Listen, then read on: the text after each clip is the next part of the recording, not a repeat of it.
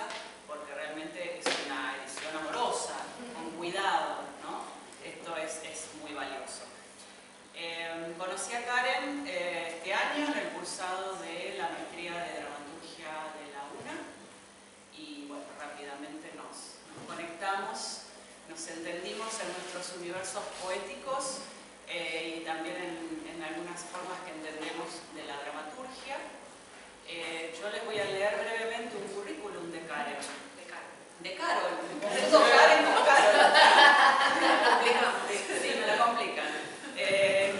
Carol Pitzer es dramaturga, dramaturgista y docente, maestranda en dramaturgia de la Universidad Nacional de las Artes en Buenos Aires, estudió cine y tiene un posgrado en artes escénicas, fue profesora de teatro en ONG ECOA, Teatro Social de Río de Janeiro, ¿puedo decir así? Sí. Y de dramaturgia en la Escuela de Teatro. Es autora de esta obra, Preciosa mientras ella dormía, y de otras muchas obras. Este es un texto muy importante de que se haya escrito, fundamental y necesario, porque trata de una temática de la que tenemos que hablar, y en especial nosotras las mujeres. La temática es el abuso y es un tema que es tabú y que Carol encuentra una forma para poder contarlo. Es un monólogo que tiene una estructura muy novedosa y muy interesante en su propuesta, porque la cuenta la historia en una forma que yo digo polifónica o tridimensional, porque la protagonista, Dora, es una profesora de letras en una escuela con alumnado femenino en riesgo, chicas adolescentes, y ella, cuando, les cuento la anécdota brevemente, cuando ella vuelve a su casa, en el transporte público es testigo de un abuso perpetrado por un varón a una muchacha mientras duerme. Y eso le despierta a ella en la memoria su propio abuso perpetrado por su padre cuando era niña.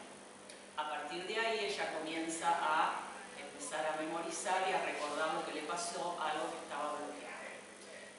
Y comienza un camino de reconocimiento con su historia, para poder luego transmitirlo a sus alumnas y poder ayudarlas a quienes estuviesen en una misma situación de riesgo. Esta es la anécdota de la obra y está contado desde el diálogo, es decir, desde lo que Dora dice y habla con distintos interlocutores en la obra, la policía, la madre, la médica, la pericia, porque ella luego, cuando comienza a descubrir esto que le sucedió, concurre a la justicia y quiere cambiarse su apellido paterno, quiere sacarse su apellido paterno y tomar el de su madre. Y la justicia, por supuesto, se lo deniega. Porque hay una construcción jurídica patriarcal que no contempla, en este caso, el pedido de una mujer que quiere ya no pertenecer a ese patronímico miembro, familia, sino que tomar el de la madre, que además el apellido de la madre es nacimiento. Y ella, este personaje, desafía a eso, cual Antígona, y de todos modos se hace llamar con ese nombre.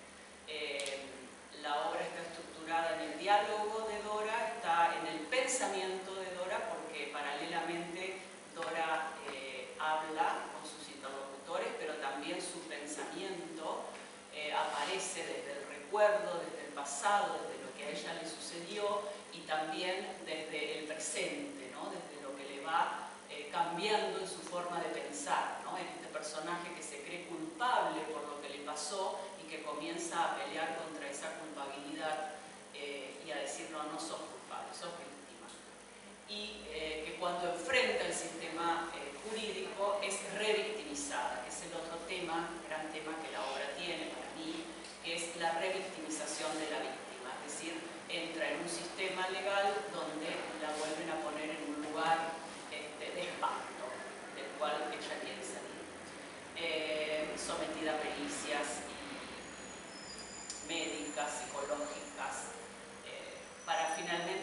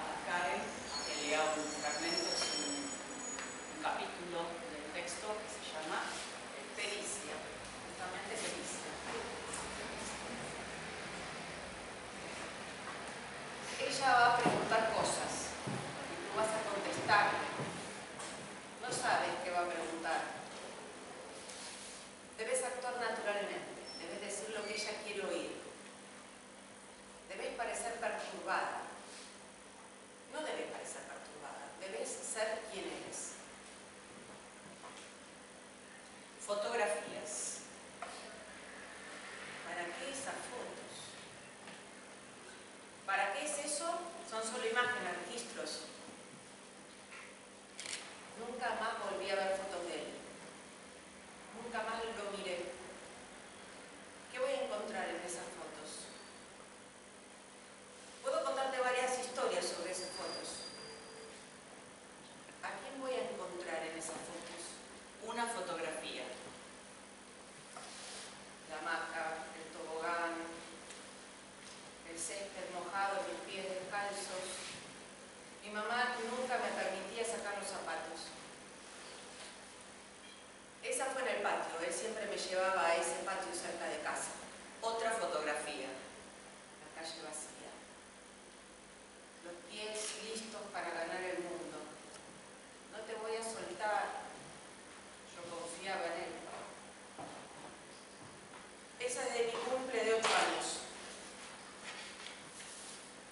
Me regalaron esa bici. Él fue quien me enseñó a andar en bicicleta. No tengas miedo, no dejaré que te lastimes. Y yo pedaleé. Y cuando miré, me había soltado.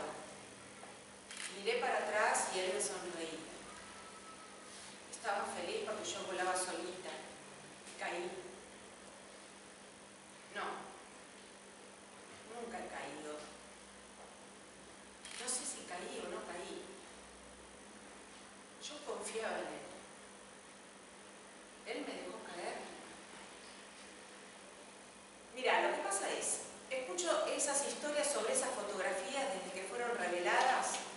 Esas historias viven en mi mente. Miro una fotografía y una historia sobre ella me viene a la cabeza. O varias historias. Pero yo no sé de qué historias me acuerdo y cuáles me fueron contadas. Y sigo repitiéndolas como si fueran verdad. La memoria se confunde con las palabras.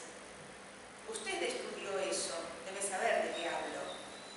Es un mecanismo del cerebro, ¿no es así, doctora? De todos modos, todo eso es inútil. Una fotografía de la habitación. Pasos en la oscuridad. Yo podía oír todos los pasos en la casa. Yo podía oír todos los pasos en la casa. Los de él, los de ella y hasta los míos. Él la dejó en el bosque y ella corrió por kilómetros y kilómetros. Ella corrió, sus pies descalzos en la hierba mojada, sus pies descalzos cortados por las espinas en el suelo. Dejaba un rastro rojo por el camino. Y cuando anochecía, el ruido de todos los animales y todas las noches ella buscaba refugio y oía el rugido del suelo de madera, su mamá gimiendo bajito, porque gemía. Y todas las noches despertaba al más bajo ruido, la puerta que se abre. Yo sabía distinguir el sonido de los pasos de ella, el sonido de los pasos de él. Ella pisaba pesado. Él era leve, como si no quisiera ser oído, como si estuviera siempre al acecho. Pero crujían las tablas. Yo pretendía estar dormida cuando él venía. Yo pensaba que él me dejaría en paz si yo estaba dormida. Él venía a ponerme a dormir. Entonces, si ya estaba dormida, él podría irse. Pero ella no sabía que yo estaba dormida. Entonces él cerraba la puerta. Cruzaba el bosque y abría el ataúd de cristal. Y él me cantaba, y yo sabía que él cantaba en voz alta para que ella oyera, para que ella creyese que él me ponía a dormir. El clavel peleó con la rosa debajo de una terraza. El clavel fue herido y la rosa se rompió. El clavel se enfermó, la rosa fue a verlo. El clavel desmayó y la rosa rompió a llorar.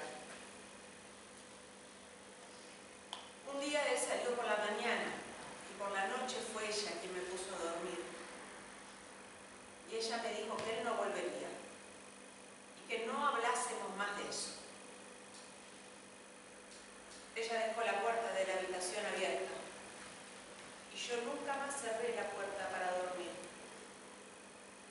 Yo nunca había pensado en eso, en la puerta de la habitación. ¿Qué más necesitas saber?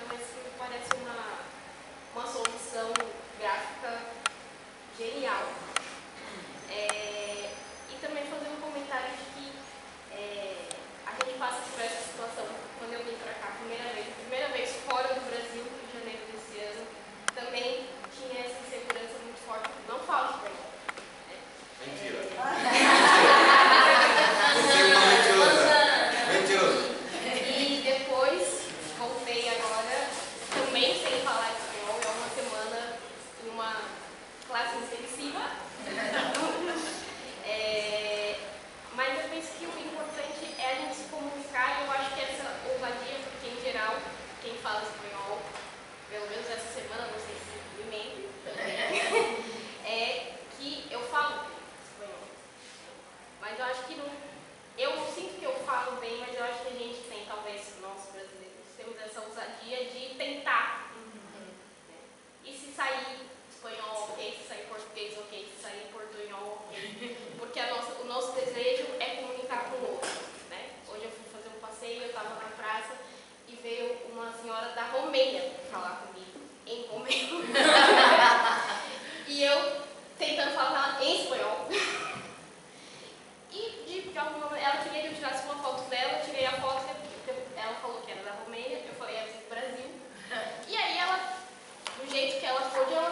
aqui há 4 dias, daqui 4 dias eu vou para o Rio de Janeiro. Né? Então eu acho que de alguma maneira, sem idioma, a gente se encontra, e com o idioma, seja ele oficial, poético, a gente se encontra de alguma maneira. Isso que é importante, por isso que a gente vem nos congressos, a gente vem nos festivais, a gente quer que todo mundo vá. Né? Porque dentro do Brasil a gente tem esse mesmo problema. Se você sai, eu sou de São Paulo, se você vai ao Nordeste, a gente tem idiomas próprios regionais. E isso não nos impede de tentar nos comunicar. O que às vezes nos impede de se comunicar com o outro é a falta de humanidade, de tentar compreendê-lo, de compreender essa história que a gente não conhece. E às vezes a gente se recusa a conhecer. Giulia, acordano come parlare un po' del portugnolo? No, perché? ¿Alguien traduce? No. Aquí todos comprendieron, ¿no? Sí. Y si uno camina por Buenos Aires está lleno de brasileños, entonces todo escucha todo el tiempo a brasileños. ¿Qué más? Me gustaría conocer cuáles son las performatividades de un cuerpo que traduce. No sé, cuáles son las performatividades de un cuerpo que traduce. Esa es una buena pregunta. Puedo llevarla para pensar y tal vez producir un espectáculo a partir de eso, porque, bueno, sí, no sé. Te digo que yo empecé a traducir mis obras un poco como un ejercicio porque quería venir a la maestría acá en Argentina. Bueno, empecé con esta curiosidad de traducir las obras de Latinoamérica para mis compañeros en este colectivo que teníamos de estudios, porque muchos no hablaban, ni siquiera leían bien en español. Yo comprendí que lo hacía un poco mejor y empecé a traducirlas del español al portugués, y después pensé, bueno, tal vez también sea un buen ejercicio traducir mis obras al español. Y no te contesto para nada la cosa de la performatividad del cuerpo, pero eso me dio algo como comprender cosas acerca de mi propia escritura. Por ejemplo, comprendí que escribía mucho en el subjuntivo y que eso dice algo de mí, de mis deseos, y eso es algo que como en mi idioma original no lo percibía porque lo hago naturalmente, pero cuando empecé a traducir tenía como dificultades de poner en este tiempo, y ahí percibí que muchas cosas estaban en el subjuntivo y empecé a repensar mi obra y pensar, bueno, ¿por qué no escribo tanto en el subjuntivo? Y pienso que tal vez porque esté siempre proponiendo un mundo que no está, y que si fuera o cuando esté es este mundo. Y bueno, a mí me parece que eso es un ejercicio bastante interesante a todos los dramaturgos, a todos que escriben de alguna manera, especialmente escrituras más poéticas, traducir sus obras a otros idiomas, porque nos enseña algo, ¿no? No sé si Eduardo quiere hablar algo acerca de la traducción. Yo estoy de acuerdo contigo. Yo pienso que para mí, por lo menos hoy en día, la traducción es una oportunidad de pensar nuevamente el texto en mi propia lengua, en portugués. Entonces, cuando traduzco, mientras traduzco, yo hago cambios, yo reescribo el texto original. Para mí es así. Para mí, es una buena pregunta, ¿no? Para mí la performatividad de un cuerpo que traduce es convertirse en otro. Sí, bueno. O convertirse en el mismo, pero otro. Podríamos hablar. Buscar hacerse comprender. En relación a la traducción, aquí con el texto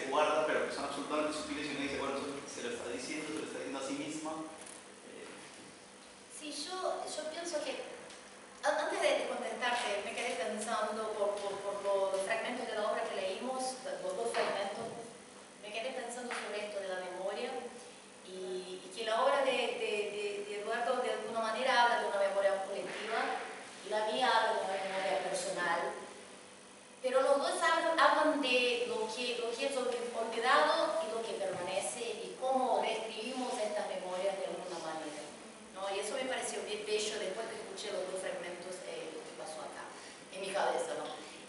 Pero lo que me decís, Andrés, es eso. Digo eso porque para mí no es una obra acerca de la violencia o del acoso, pero es una obra acerca de la memoria, fundamentalmente. Claro que están todas estas temáticas, pero la temática tal vez que me mueva en la vida es la memoria.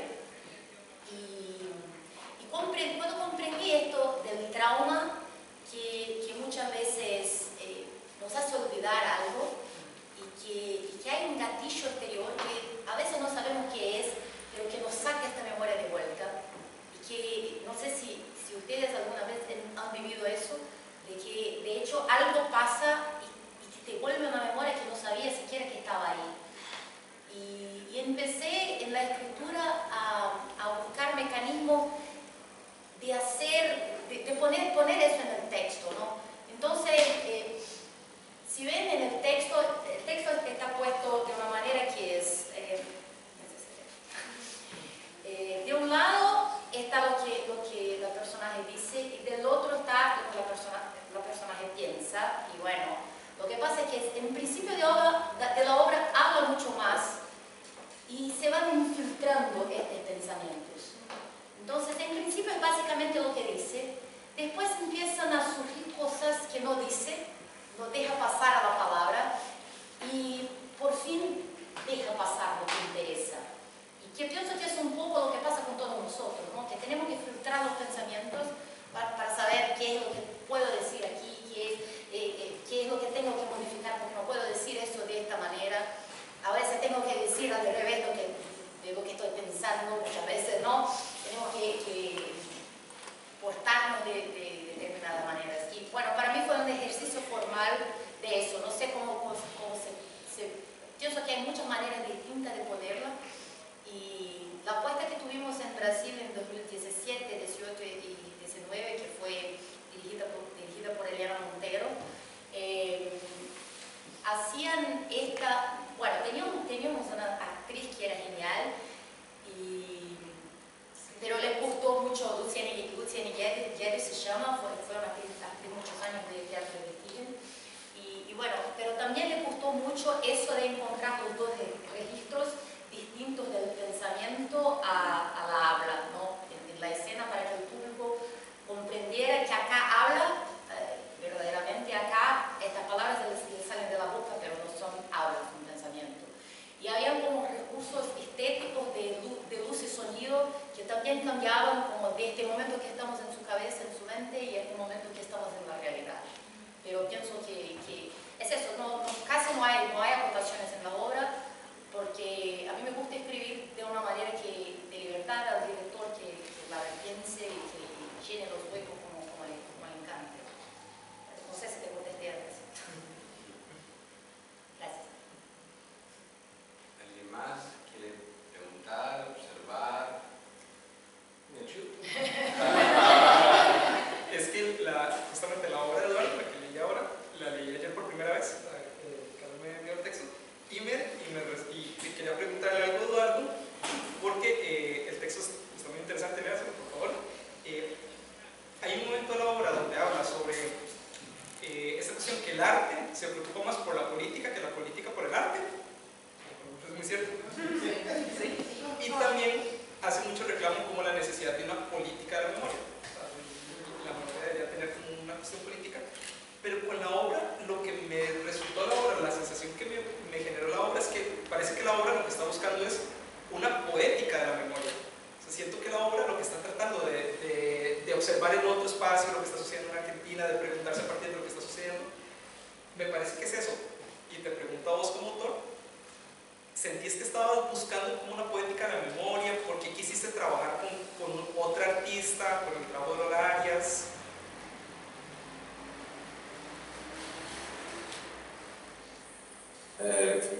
Gracias por tu pregunta. Esta obra, de hecho, es calcada en una tesis de maestría. De mi maestría, que se llama Dramaturgia en campo expandido, el proceso creativo de Olares. Y en las escuelas de dramaturgia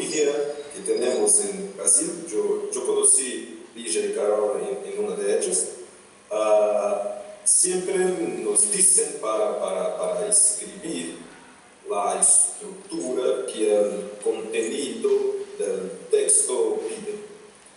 Entonces, escribir sobre dramaturgia en un campo expandido, intentando hacer una dramaturgia en campo expandido, escribir sobre lugares, intentando reproducir algunos de los procedimientos que ella también usa, me pareció razonable. Y creo que cuando pienso en la cuestión de la memoria, tengo que decir que el texto que ustedes leyeron hoy es la primera parte de una trilogía.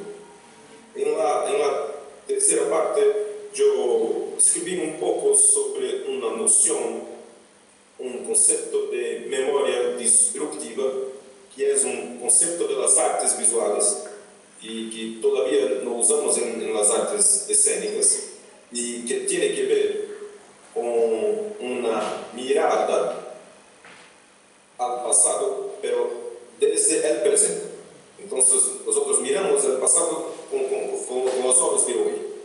Entonces la poética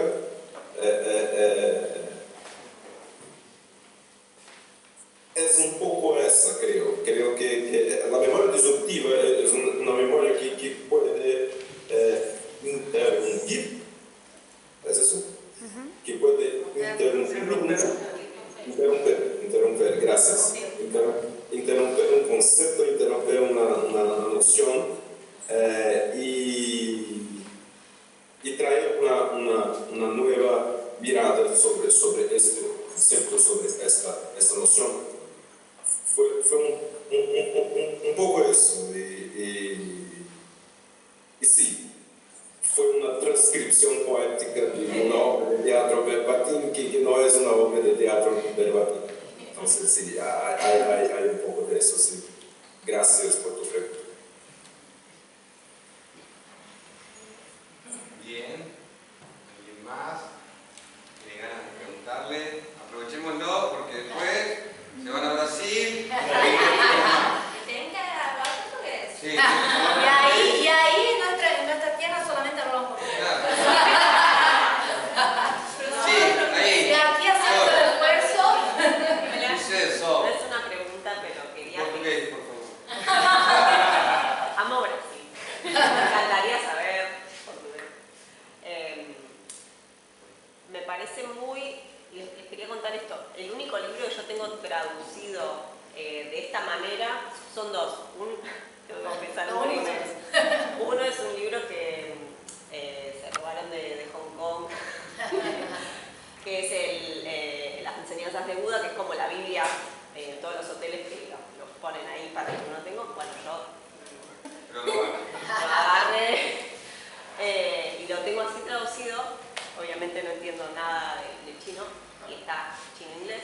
Y el otro es un libro de William Blake, que me pareció muy importante porque sobre todo para cuestiones, estos textos más poéticos, es muy difícil la traducción. De hecho, me pasó con una actriz de Brasil que quería una obra mía, que empezamos como el proceso de traducción, y yo decía, ¿cómo van a traducir esto? Porque la musicalidad es tan importante en tantas escrituras. Me parece re importante lo que dicen ustedes y repensarnos también como región, digo, como artistas y escritores de la región. ¿Cómo tendré esos puentes, más allá de que siempre tendremos el portuñol, pero justamente porque son problemas, ¿no?, que se nos plantean, y me parece muy importante que desde el contexto se generen estos puentes, porque ya te digo, como autora me pasó, y bueno, finalmente no terminó sucediendo porque era, bueno, además de todo un tema del trabajo, traducir y cómo traducir, ¿no? Siempre es una pregunta. Me parece muy interesante y muy sabia la decisión de hacerlo en hojas paralelas. Y bueno, obviamente quiero leer ahora la obra, porque toco más de oído el portugués que escrito, que también es otro tema, que no sé si ustedes lo viven con el español, pero siento que el portugués tiene como formas de escribir que tal vez pronuncian oralmente de otra forma. No lo siento, pero me doy cuenta. Sí, a depender del lugar de Brasil, más distinto. También. Todavía lo que decía ella es eso. Vamos a Nordeste y a veces no comprendemos lo que dicen ahí porque hablan de manera distinta. Nos cuesta un poco. Y siempre hay como, bueno, justo Matías Hellman hablaba de algo de la traducción, siempre hay como una especie de traducción hasta incluso que uno entiende lo que quieren entender a veces. Pero si les sirve, también me ha pasado de viajar a España con una obra y que había cosas que no entendían y vos decís es el mismo idioma y no. Y también hay algo también que tiene que ver con, para mí, mi interpretación de esa experiencia fue de ser centro y periferia, ¿no? Y de que, bueno, al ser españoles y españolas los que escuchaban una obra argentina, me sentí muy sudaca en ese sentido, orgullosamente, pero decir cómo si hay un esfuerzo por entender al otro o no. Es tipo, o me hablas como yo hablo o no te entiendo. Me parece en ese sentido, siendo todos de Sudamérica, me parece que está bueno problematizar eso, ¿no? Y me parece que en ese sentido ustedes vienen haciendo. Sí, a mí me parece que el esfuerzo lo tenemos que hacer nosotros los argentinos por tratar de aprender el portugués, porque ustedes lo tienen que hacer naturalmente, porque son el único país en la región que habla portugués. Entonces, si se quieren conectar y comunicar con el resto de Latinoamérica, están como obligados a aprender el español. Y nosotros estamos como más relajados con eso. Porque puede ser Chile, Bolivia, Colombia, Costa Rica, me parece que el esfuerzo se tiene que hacer de los... Eso mismo hacen los holandeses. Yo viví hablando muchos años y holandés es holandés. Solamente el país de Chile. Cambio como el comán, ellos hablan todos los idiomas. O sea, esa es la propuesta. Todas las televisoras, canales de televisión son en idiomas originales, no tienen la traducción. Así que desde pequeños aprenden muchos idiomas sin querer. Y van a otro país que habla un idioma diferente y lo aprenden en 2 semanas. Acá sería más fácil aprender, son solo 2 idiomas. Sí, Más vale. Bueno. sí, claro. Pero lo que hablabas, ¿es Sol que está ahí? Sí. No, pensaba que era ella, pero no veo bien. Pero lo que hablábamos, me quedé pensando en eso, en ese fragmento que leyó Karen, porque de hecho hay una canción ¿cómo se dice? De cuna. Una canción de cuna que está ahí y que me puse por un tiempo cuando estaba traduciendo a pesquisar, a buscar, a ver si había algo similar y después me pensé, bueno, no voy a hacerlo porque bueno, si quiero traducirlo de español, si va a España, si va a Bolivia, si va a Costa Rica, si va a Argentina, van a ser cosas distintas. Entonces y a mí me gusta mucho, me gustó también elegir esta canción específica para la versión en portugués, porque bueno, hay muchas canciones de cuna, y esta tenía como ese significado Más técnico. que me parecía, y bueno, me pareció fue una decisión mía traducirla literal ahí y que bueno, la dirección encuentre algo que sirva en este momento en el país en donde sea puesto en escena, porque es eso, no estoy haciendo una traducción específica para una puesta, sino estoy haciendo una traducción para un libro, entonces a veces hay que tomar una decisión, ¿no? También a mí me parece que también la traducción se pone muy de manifiesta la territorialidad del teatro, ¿no? Me pasó en una obra que yo hacía como un cover de María Elena Walsh, y digo, cuánto, más allá de que María Elena Walsh es mundialmente conocida, pero cuánto se lee ese intertexto en otros lugares. Sí, claro. O mencionar incluso lugares físicos, ¿no? Como que nunca nadie sabe dónde queda Ituzaingó, o no sé si ustedes saben dónde queda Ituzaingó. Entonces, siempre es como un desafío y me parece que está bueno también traducir como abriendo, no cerrando. Así que las felicito. Les felicito. Bien. Sí, Vilmar.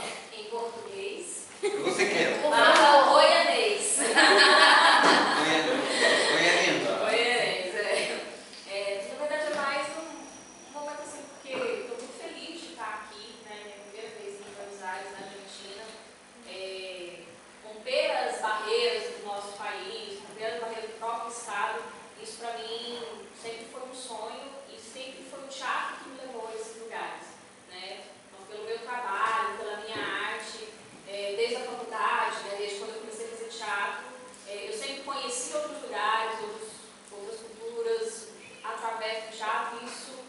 me enche cada vez mais, para fluir cada vez mais.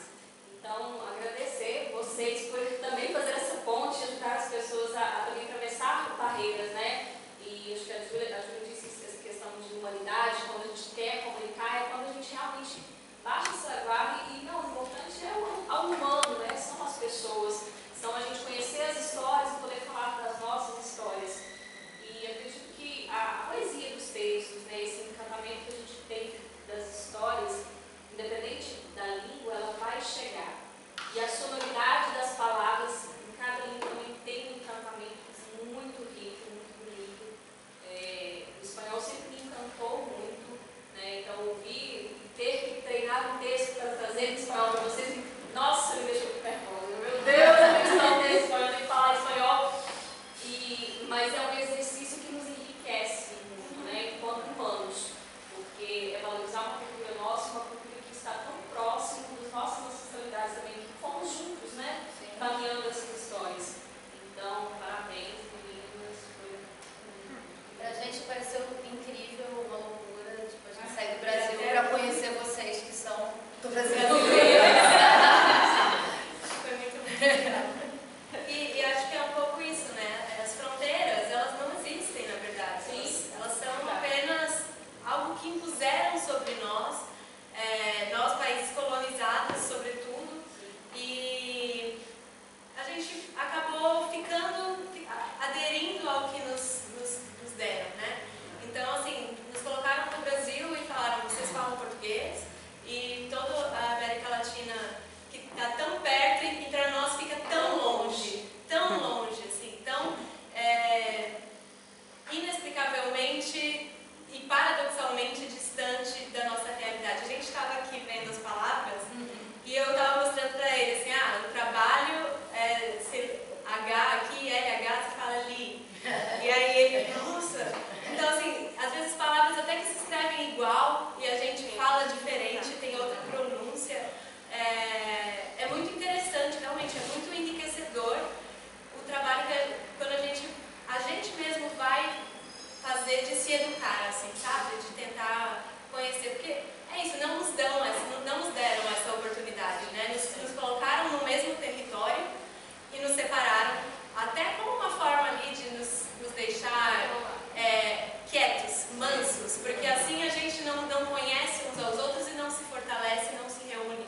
Então, que as fronteiras sejam efêmeras mesmo, já que elas não existem, então que a gente rompa com elas de toda forma, assim.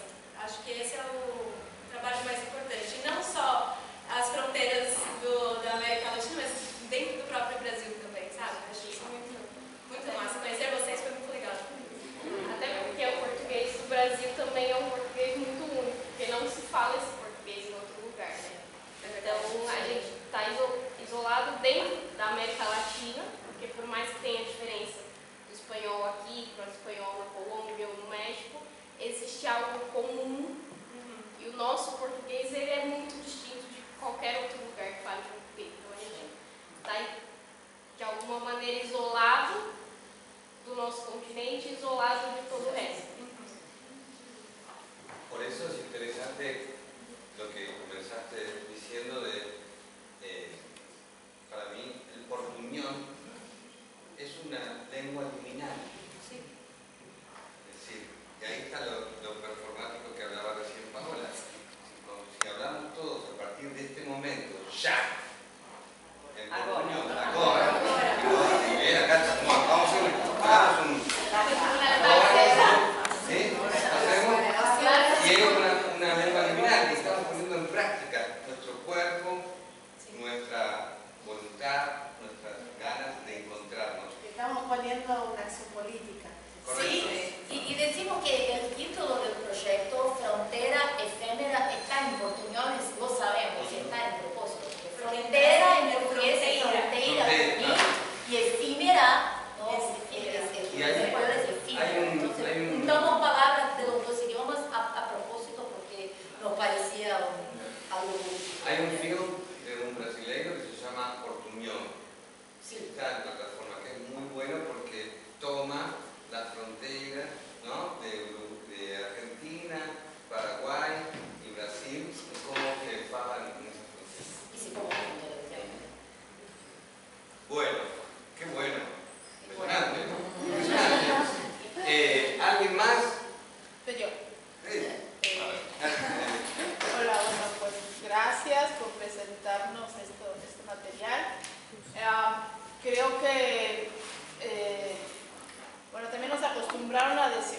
nos impusieron el inglés en las escuelas y no solo en Portugal, en Brasil, sino en toda Latinoamérica, ¿no? Como tú lo dijiste. Nos imponen el inglés y a veces no lo utilizamos, ¿no? Pero también ahí hay compañeras en Estados Unidos, son de allá, y que también hay una barrera, ¿no? Y lo que tenemos que empezar a romper esas barreras de lenguaje, ¿no? Nosotras, y nos llamamos nosotras porque estamos empezando a romper esta barrera de lenguaje entre el hombre y la mujer, que esa es la primera, es el poder hablar, el poder estar acá, nos costó y nos está costando. Hay muertes que siguen simplemente porque no te entiendo, y no solamente es una muerte física, sino una muerte metafórica hasta de palabra, de no te entiendo, no te escucho, me voy. Entonces desde ahí está la primera frontera, ¿no? No es fuerte lo que leyeron, de escucharles, de ser partícipe de algo que veo para que me toque, ¿no? En un autobús. Tenemos que llegar hasta ese punto para romper una frontera. Yo creo que no. Y pues claro, o sea, hay que apropiarnos del lenguaje y hay que enseñarnos, no minimizarnos. Porque no lo sé, entonces aprende. No, hay que compartirnos y pensar en nosotras, pero nosotras no solo como género femenino, sino como nosotras con ellos. En nosotros, en nosotres, porque sigue lastimando a mucha gente decir nosotres, ¿no? Nos dicen, es que no es el lenguaje de la Real Academia, y no solamente por hombres, mujeres de 60, 70 años. Tengo una compañera que quiero mucho y me dice, sí, más jóvenes, y dice, es que les altera el que nosotras escribamos el X o el es, ¿no? Yo ya le dije que a mí ya me reprobaron de la Real Academia porque lo ocupo, ¿no? Pero es eso, ¿no? El por qué no hace, luego hasta hay en las redes, ¿no? ¿Por qué tenemos que poner una palabra, una letra más, ¿no? ¿Cómo se prohíbe? ¿no? Porque nosotros estamos cambiando todo el tiempo para caber en su espacio, y cuando tenemos un cambio mínimo es una locura, se ponen enloquecidos porque, bueno, ahora tengo que adaptarme. Sí, nosotros nos adaptamos todo el tiempo. Claro. Sí, pero está en las escuelas de la Ciudad de Buenos Aires está prohibido utilizar. La ministra de Educación tiene 42 años, no estamos hablando de una generación mayor, estamos hablando de una generación que la que está actuando políticamente hoy. Está prohibido utilizarlo en todas las escuelas de la Ciudad de Buenos Aires. Sí, y porque creo que el idioma debe ser algo obligatorio para todas las instituciones, porque el español no te lo enseña, el inglés no te lo enseña ni siquiera bien, ¿no? Sí, te dan una hora y después vete a la escuela privada si es que tienes privilegios o dinero para poder, ¿no? Pero es eso que dice ella, que es incomoda, porque ¿no? hay, no sé, decís fast food, decís take away. Claro, y no pasa nada. nada. Pero tú, vamos, date un café take away. Y lo dicen, y está bien, nadie se horrorizó. No, pero es eso, es que incomoda. Pero hay que romper, o sea, y cómo se enuncia no importa, ¿no? Hay que decirlo, o sea, no hay que temer a estos nombres que sí, que no solo en todos los lugares ponen Starbucks. Decirlo como yo quiero decirlo, y no que, o sea, como yo siento decirlo, porque hasta en el lenguaje empieza el clasismo y la minimización de la voz de la otra, del otro o del otro, siempre. Entonces, desde ahí hay que apropiarnos del lenguaje y hacer es pronunciarlo, ¿no? Y sí, el continente no solamente de hablar tenemos que, o sea, las diferencias de español en Argentina, en Colombia, en Venezuela, los contextos son distintos. O sea, hay que empezar a apropiarnos de este lenguaje, donde estés, y del mismo inglés, ¿no? Porque digo, hay compañeras allá que también no nos entendemos, porque hasta ahí nos pusieron una barrera de lenguaje, ¿no? Entonces, desde ahí también empieza esta violencia del lenguaje de un lugar, ¿no? Entonces, hay que romper estas barreras y sí, y que nos pongan todas sus etiquetas, el sistema en inglés, pues hay que apropiarnos, ¿no? Habría que apropiarnos de todo, no solamente del lenguaje. Sí. Muy bien. Eso es lo que nos tomaron. ¿Estás proponiendo algo? Sí. No, yo le propongo que nos apropiemos del Congreso, porque esto sigue, ahora tenemos una conferencia también impresionante sobre la obra del maestro Purapel, del performance, y luego, a las 20:30, tenemos una performance venida desde Colombia, que no les quiero anticipar nada, pero